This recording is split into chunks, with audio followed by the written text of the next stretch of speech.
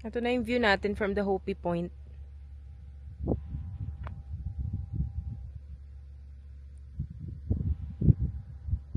Hi everyone! So magtutour tayo dito sa may Grand Canyon at ipapakita ko sa inyo kung saan tayo nagstay dito sa may Arizona sa Grand Canyon. Dito kami nag-book ng aming room sa may Bright Angel Lodge.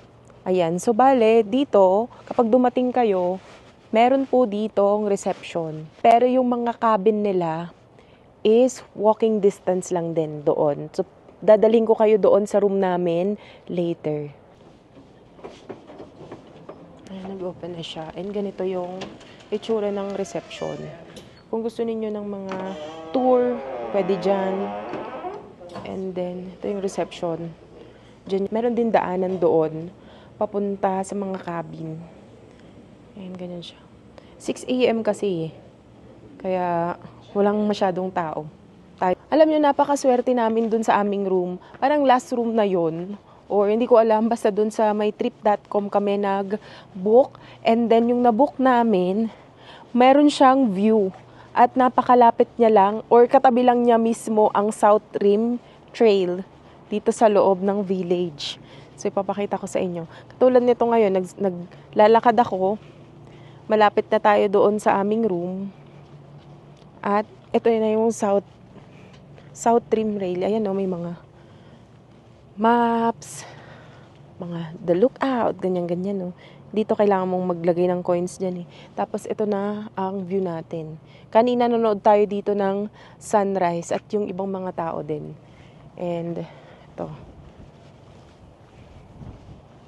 Dito na lang yung room namin. Ayan, 'di ba ito, South Rim. Tapos ito na lang, lalakad ka dito.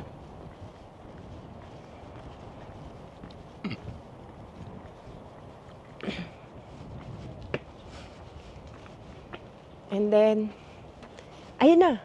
Ito na yung room namin. Ito na yung kwarto namin. Tapos may bintana. Bintana dito. And then, nakikita mo na ang view. And then, yan yung lookout studio. Ayan, diyan kayo magtitingin-tingin ng pang picture-picture, parang view deck, ganun. Grabe, ang ganda, no?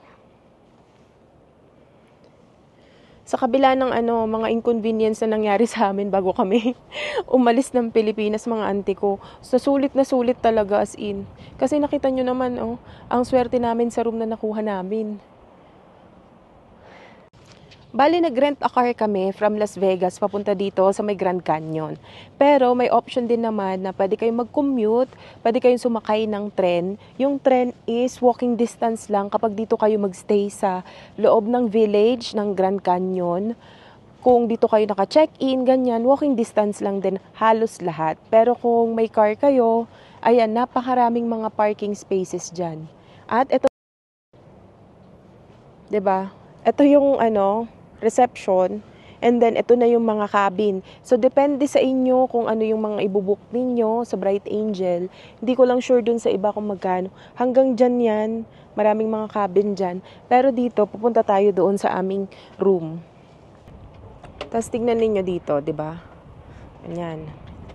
Susi natin, and then papasok tayo. Makalat na yung kwarto namin dahil kapon pa kami dumating. And dito, pagpasok mo, 'di ba? Ayan, may sofa diyan, pwede kayong magtrabaho.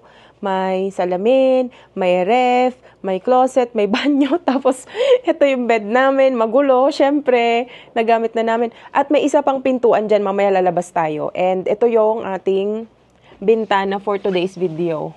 Ayan yung ating bintana, 'di ba? Bonggang-bongga, pwede kang dito, magbasa ng books, magkape, diyan tumambay habang nakatingin ka diyan, oh. Tapos ito naman yung aming isang pintuan, 'di ba? From the room. Ayan. See. May ibang mga nagstay din diyan, may mga nakasampay, oh. Ba't yan may mga nakasampay diyan? Ayan, oh. Pak. Pwede ka rin mag-coffee dito kung gusto mo. And ganyan. Room 6145 kami.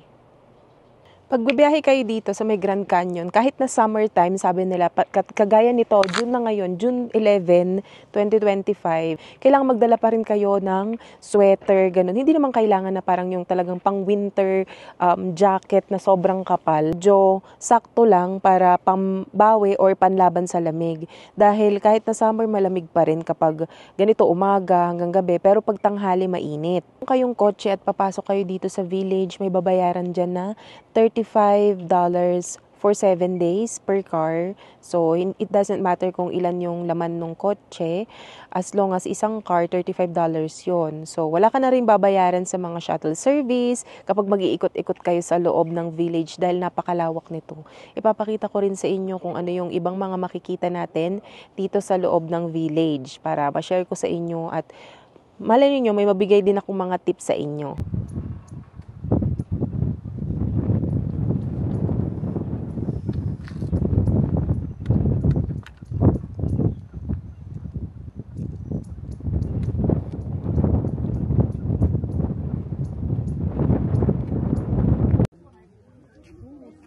Ito na yung view natin sa may Mother Point.